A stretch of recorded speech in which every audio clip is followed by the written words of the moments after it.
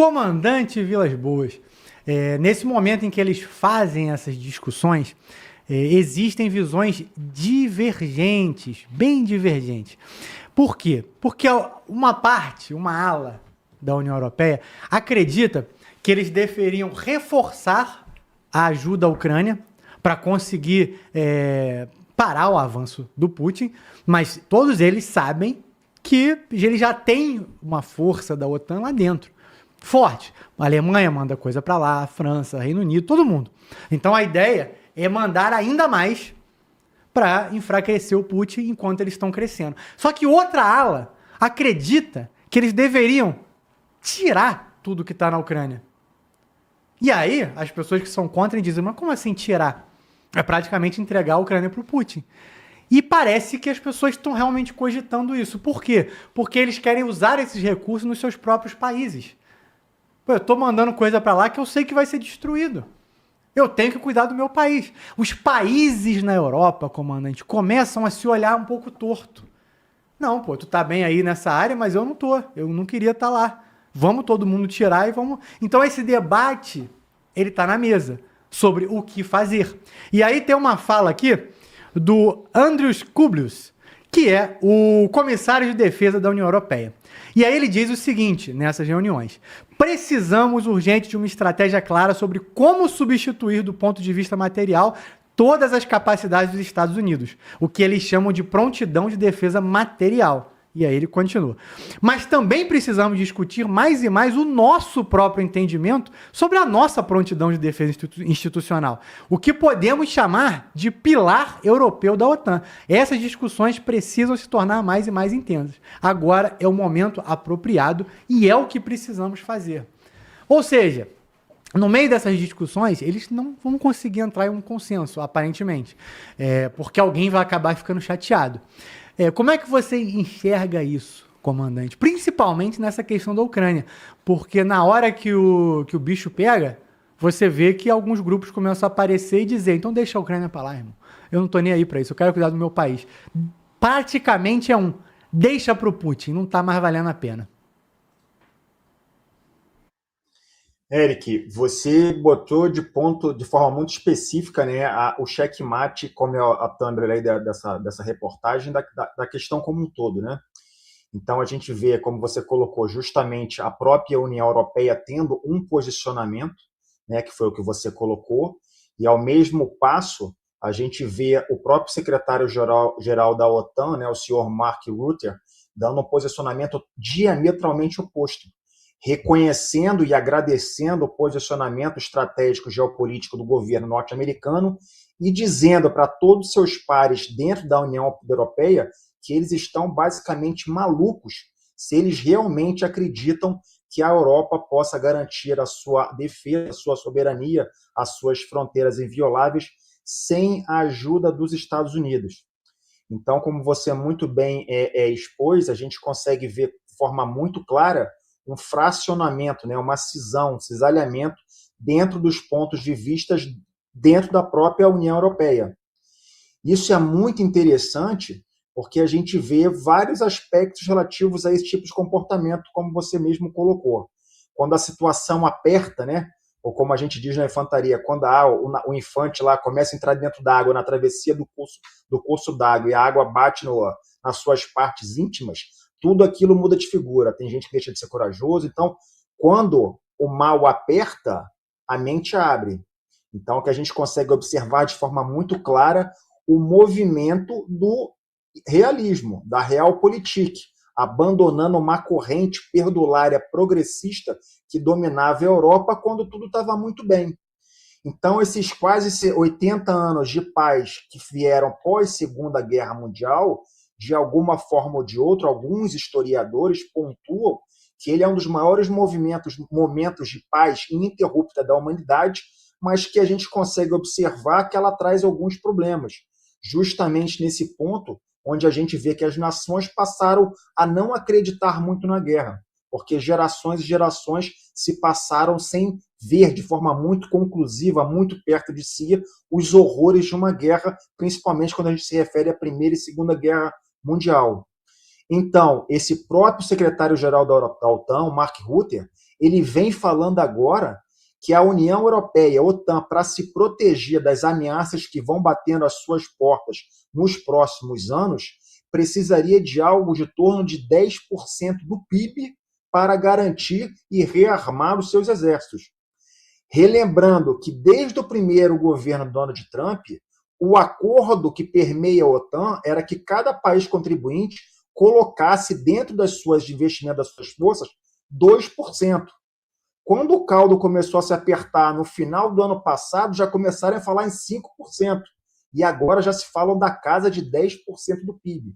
Para você ver como que essa movimentação está ganhando muita força. Agora, voltando ao assunto OTAN, eu, sinceramente, como o Eric colocou bem no início da sua fala, eu não acho que nada de muito grave, muito contundente vai acontecer agora numa ruptura dos Estados Unidos com a OTAN. Por que eu não entendo assim? Primeiro que, como o Carcará falou, a OTAN é uma instituição muito grande, muito burocrática, que todos esses anos, desde 1949, ela ficou um monstro de grande. O que os Estados Unidos falam que estão querendo fazer agora é justamente abandonar algum dos inúmeros órgãos, Congresso, instituições, centro de treinamento, centro disso, centro daquilo, à medida que os seus contratos para cada uma dessas participações fossem vencendo. Então, o que os Estados Unidos quer, na minha opinião, não é uma ruptura total com a OTAN. O que ele quer é justamente, como a gente vem colocando aqui, é colocar os pingos nos is. É fazer com que os países da própria OTAN acordem do seu estado de letargia, acordem do seu mundo pacifista, que acreditavam que tudo seria lindo e belo ao final da Guerra Fria de 1991, com a queda do Muro de Berlim, que passaram a acreditar em pombas rosas que fosse dominar o mundo de uma forma ininterrupta. E a gente começa a observar que o mundo não é assim. Isso não aconteceria por mais 100 anos. Então ele está querendo justamente, com essa retirada progressiva de apoio incondicional à OTAN, fazer com que os países justamente comecem a olhar para debaixo do seu problema, para dentro do seu quintal, dentro da arquitetura multilateral que eles têm, fazendo referência à OTAN, fazendo referência à União Europeia. Então essa ruptura não vai ser total, porque a União Europeia precisa da OTAN, a OTAN precisa dos Estados Unidos, melhor dizendo, mas os Estados Unidos também precisam da OTAN. Por que eles precisam da OTAN? Porque em todos os documentos de alto nível de defesa dos Estados Unidos, eles sempre mencionam a necessidade precípua de ter o apoio de parcerias, principalmente em torno de bases, de apoio para deslocamento, para concentração estratégica. E isso, na União Europeia, é extremamente vasta. A gente tem bases navais na França, tem base naval na Espanha, na cidade de Rota, tem na Itália, tem na Alemanha, tem no Reino Unido. Então, essa concentração de forças ela é extremamente necessária para que mesmo uma força do porte dos Estados Unidos consiga colocar os seus meios juntos, ter apoio de manutenção, apoio de projeção e, a partir dessas bases, projetar o seu poder de fogo sobre aonde que ele queira. Como é que a gente viu isso de forma muito clara? Agora na Venezuela. A gente viu toda a concentração e toda a importância das bases norte-americanas antigas, que estavam lá praticamente semi-fechadas, lá em Porto Rico. A gente viu todo o esforço de reconstrução e a importância daquele território na concentração. Vimos isso também em Trinidade e Tobago. Não falamos aqui diversas vezes que os Estados Unidos poderia colocar suas armas, trazer navios, como assim o fez, colocando o poder naval americano ali de frente a 14, 12 quilômetros de frente para a Venezuela. Então, a importância dessas bases se faz necessária para a projeção do poder. Mas, voltando a dizer, o que os Estados Unidos querem, para mim, é justamente colocar que a União Europeia, a OTAN, faça o seu dever de casa. E aí comece a se coçar dentro do seu quintal para que, aí sim, os Estados Unidos consigam atuar de forma mais pontual e mais contundente. Agora, tudo isso acontece baseado no pivô do assunto Groenlândia. Né? Toda essa repercussão de convulsão em torno da OTAN, do papel da OTAN entre Estados Unidos e não sai, foi quando o Trump voltou agora a falar sobre o assunto Groenlândia, que basicamente é o que o próprio OTAN, seu secretário, reconhece que a Europa inteira, com todo o seu poder, seja ele da França, do Reino Unido, da Alemanha, mesmo que combalido ou não, com a Espanha, com os outros países, não consegue defender o Ártico. E isso é um problema existencial para a própria União Europeia. Então, o Donald Trump conseguiu botar a Europa numa sinuca de bico, ou no checkmate, se for uma linguagem mais pomposa que a gente queira utilizar.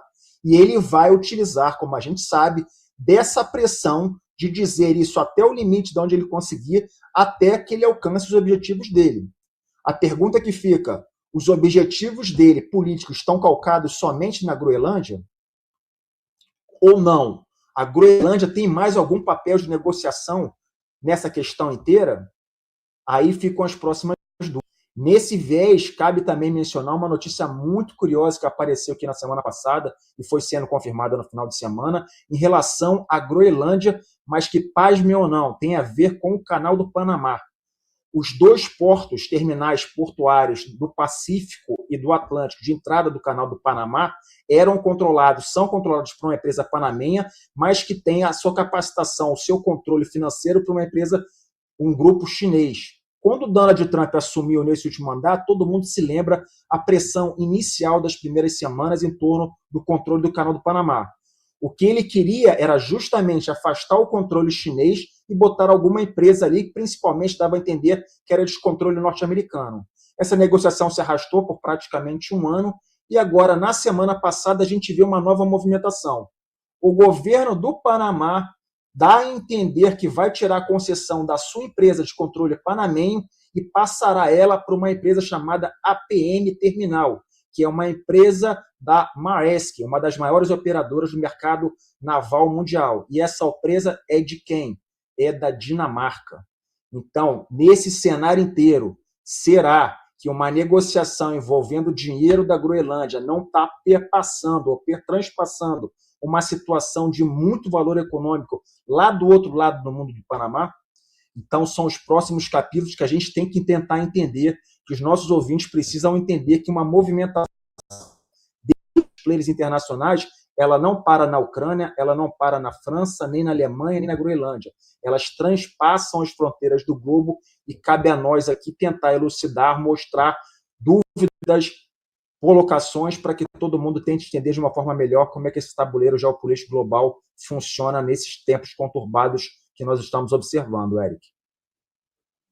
Bom, comandante, o ponto aqui, gente, é que a democracia é uma armadilha no cenário geopolítico. Por quê? Porque, por exemplo, Putin e Xi Jinping, eles só tomam as próprias decisões. Você acerta rápido e erra rápido. Errar rápido é tão importante quanto acertar rápido. Quantas coisas o Putin não conseguiu testar desde que começou a briga com a Ucrânia? A China nem se fala ao longo aí, né, dos processos econômicos, ao longo da história, tudo que eles faziam economicamente, internamente no próprio país, você simplesmente faz. Olha o tempo que eles estão discutindo. E alguns países, como a Alemanha, ficam revoltados, revoltadíssimos, porque eles entendem que o tempo que eles estão perdendo discutindo, o Putin está ficando mais forte e que não tem tempo para ficar discutindo. E aí, Carcará, a Alemanha, né, começou a debater internamente, o que está gerando uma certa polêmica, até dentro do universo da União Europeia. Eles foram, inclusive, cobrados por isso, da possibilidade de fazer armas atômicas nucleares. Por quê? Porque eles não poderiam fazer isso. Só que está existindo uma pressão dentro da Alemanha de que França tem e Reino Unido tem. Não faz sentido na cabeça deles, dos alemães, dos militares alemães, de muitos políticos alemães, que a Alemanha não seja parte disso. Porque a Alemanha, França e Reino Unido, no caso ali Inglaterra e arredores, sempre foram os pilares da Europa. Desde a antiguidade, gente. Quando cai o Império Romano, são os germânicos que destroem os romanos. E aí os germânicos vão vindo, né, que é o povo que dá origem aos alemães, e eles só são parados pelos francos, que são hoje os franceses. Então a Alemanha, historicamente, desde a Idade Média Alta, tem problema com a Alemanha e a França. Ah, Eric, isso já passou, isso tem séculos. Gente, até o início do século XX ainda tinha problema, Alemanha e França. Essa briga, sabe, essa rusga, ela existe desde sempre. As pessoas têm ideias, têm visões, isso vem milenarmente. Assim como a França também não perde a oportunidade de criar problema com a Inglaterra, que também, ó, tiveram problema por muito tempo. A França acaba se complicando porque tinha problema em cima e do lado, né? Então, assim, a Alemanha não vê cabimento, o povo alemão, pelo menos uma boa parte dele, não vê cabimento da Alemanha não ter armas nucleares, porque isso claramente os torna menores do que os seus vizinhos Reino Unido e França. Só que o ponto é, cara, se a Alemanha fizer a contragosto da OTAN, isso vai abrir uma porta para qualquer outro país se armar nuclearmente. O Japão vai se armar nuclearmente, com a possibilidade da China invadir Taiwan, já sabendo que os Estados Unidos, segundo Trump, né, praticamente não pretende intervir. Se o Japão colocar armas nucleares, aí você vai ter aí a Coreia do Sul, que também vai querer fazer. Você vai ter outros países da Europa que também vão nessa linha. E aí, como é que vai ficar? Pois é, cara, para a Alemanha fazer isso aí, ela tem que quebrar um bocado de tratado, né? E se ela fizer, ela tem soberania para isso, tem poder econômico, tem ciência e tecnologia. A Alemanha é pioneira na criação de reatores, inclusive as nossas usinas nucleares começou com a Alemanha. A funcionar, né, era com o americano, deu errada com a White House, aí passou para a Alemanha. Aí com a Alemanha saiu o tratado nuclear e a gente tem hoje Angra, né? Cara, se ele fizer, primeiro país que vai querer arma nuclear é a Austrália, de entrada, Austrália e Japão.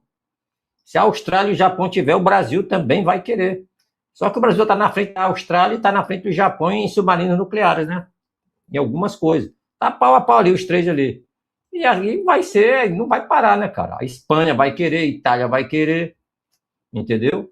Todos eles, a Suécia, Dinamarca, todo mundo tem condições de projetar armas nucleares. O Brasil, além dele conseguir projetar, ter cientista, ter ciência para isso, tem aqui as minas de urânio, que é nossa, né? Não precisa comprar. E o Brasil também enriquece o seu próprio urânio. Então, o Brasil está na frente de muita gente aí. Então, o Brasil fica só observando. Agora depende do líder, né, cara? O nosso líder vai fazer comício e fala que vai fazer a varanda para soltar pum. Aí, chega até a ser doentio você ter uma porra de um líder desse. E, enquanto isso, o Putin está numa guerra gigantesca contra a Europa ali, usando a Ucrânia como proxy. O cara está planejando montar uma base na Lua. Cara, me explica uma porra dessa. O presidente do Brasil não está com guerra com ninguém. Não quer combater o crime organizado. Aí o cara, vou montar uma janela para soltar pum. Aí tá o Vladimir Putin. Aí os caras piram porque você admira um líder desse. Numa guerra mortal contra a Ucrânia, toda a Europa patrocinando ali. E o cara tá numa guerra aqui, e no paralelo tá discutindo como montar uma base na Lua com a China, com o Japão, com os Estados Unidos, a porra toda. É diferença, cara. Entendeu? É diferença. Isso aí. Então a Alemanha vai montar a arma nuclear? Eu não duvido, tá, cara? Eu não duvido. Esse primeiro-ministro alemão, o Merz, o cara cara, o bicho é um cara de nazista. Entendeu? Eles têm urânio enriquecido para isso. Tem muito. Porra, a Alemanha usa. Eles têm lixo nuclear lá pra caralho. O lixo nuclear, se você enriquecer de novo, você transforma aquela porra lá em plutônio do jeito que você quiser, pô. Entendeu? Sobre as bases americanas, viu, Eric? Para me concluir aqui. Cara, a nota que eu tô te falando aí, que eu faço para anotar, porque a porra é foda, né? Tipo o Tecnato que eu falei para vocês. Mudou o mundo, cara, mudou. Por que com o americano? Ó, quem é que tá fazendo o americano sair também da Europa? É porque as armas são tão modernas e são tão rápidas, que não adianta você estar próximo. Agora, o segredo para o combate é você estar afastado. De 80 para trás, você tinha que estar muito em cima, porque demorava, as armas eram cortar o alcance, era aquela artilharia de campanha chata pra caramba, vários caminhões, para botar uma peça em posição, é quase um pelotão. Acabou isso, mano. Acabou. O cara vai com um drone e faz a faina de uma bateria. Eu sempre falo isso aqui. Uma garotada com drone, que são as armas, são as munições que viajam, né, nas asas dos dronezinhos ali, vai 300, 500 mil quilômetros, cara. E a peça de artilharia, como é que vai? Passando por rio? Não vai. Aí você dá um tiro com a arma de 12 toneladas, que esses obuseiros gigantes aí, com caminhão, com tudo juntando tudo, dá 12 toneladas, 14 cabeças para dar um disparo. Aí vai o drone com essa mesma munição, guarda, joga dentro do drone, ele vai lá e se explode com tudo. A qual distância? 100 km, 500 km? Depende. Não tem montanha, tá indo na estrada. Então tá nesse nível. Então, cara, o Pentágono fez um estudo sobre isso aí. Não adianta estar próximo da Rússia. E outra coisa, não tem como os americanos lutar com a Rússia convencional. Entendeu? Porque se trocar tiro um com o outro é guerra nuclear. E guerra nuclear aproximada, o americano perde. Porque ele tem que levantar voo, ele não tem arma hipersônica. Vocês têm que entender isso aí. Então, foi que a Rússia criou um tal de Oreshnik. Aquela porra é um tapa na cara de geral, cara. Meu americano, meu irmão, o que é que eu vou ficar com a minha base aqui? Se eu levantar voo, o cara não dá tempo nem o piloto ligar a porra da máquina, já chegou o Oreshnik, pô. A qualquer distância da Europa ali é 4 minutos, pô. Entendeu? Então, para o americano, e para ele ir para a Europa hoje em dia, é fácil. Você vê, desloca a tropa rapidão, não precisa estar lá mais estacionado. E ele tem que manter distância, que a gente chama de standoff, né? Manter distância de ataque e ter as armas. Só que ele não tem as armas que a Rússia tem. Mas a aviação americana pode se infiltrar dentro do território russo e destruir as armas dele. Então, o que ele faz, meu irmão? Ninguém ataca ninguém, vou manter distância, que eu não vou confiar. E não adianta eu estar na Europa, que se tiver um trauma aqui, a Rússia me destrói todas as bases, pô. Destrói, não vou poder fazer porra nenhuma. E está mais próximo de ter um ataque americano-russo ali do que não ter, né? Porque estão em conflito ali, querendo ou não. Tecnicamente, está mais próximo de ter um trauma ali, alguém errar o dedo ali. É tanto que eu estou falando é verdade, que o americano não abriu fogo no Irã devido ao sistema de mísseis iraniano. Ele evacuou as bases tudinho, tirou todo mundo, atira, porque se tiver, pô, vou perder soldado. E o americano sabe que ele mantém a distância, a vantagem é dele, e a aproximada é do Irã. E a Europa é aproximado para a Rússia. E outro trauma da Europa, tá, para tu entender, meu amigo Érico, a Europa não tem para onde recuar. Vai para dentro d'água todo mundo, então a Europa está presa dentro do território. A Rússia não, ela pode recuar para a Sibéria. Ela pode jogar o míssil dele lá na Sibéria e a porra do míssil vai continuar pegando a Europa, e a Europa não vai poder fazer essas porra. Somente a França, através do submarino nuclear, e a Inglaterra, mal e porcamente a Inglaterra. Entendeu? Então, para o americano não é vantagem ter as bases do lado da Rússia hoje em dia.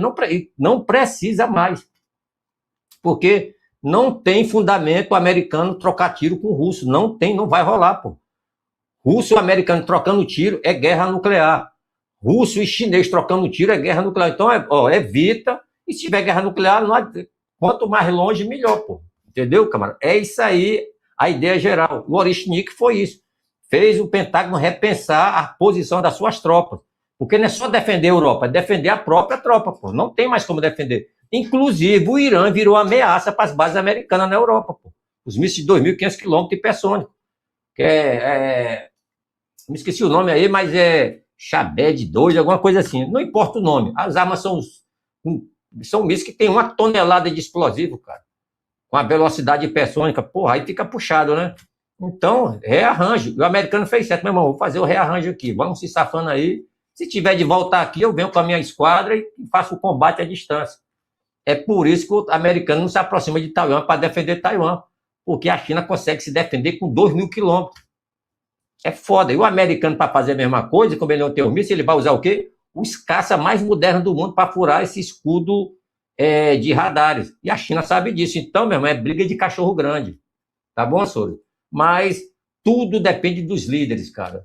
E como o Júlio falou, os europeus viraram uma bagunça, aqueles caras lá. Agora viram a merda que fizeram, e o americano não é pai de ninguém, e tocou isso aí, e os russos continuaram sendo russos. Foda-se quem entrou na Agenda 2030 e na pegadinha na pegadinha do Faustão, pô. Os russos cagaram para essa evolução, esse desprezo ocidental pela sua cultura e pela família e por tudo. Pô. Isso reflete nos seus líderes, né?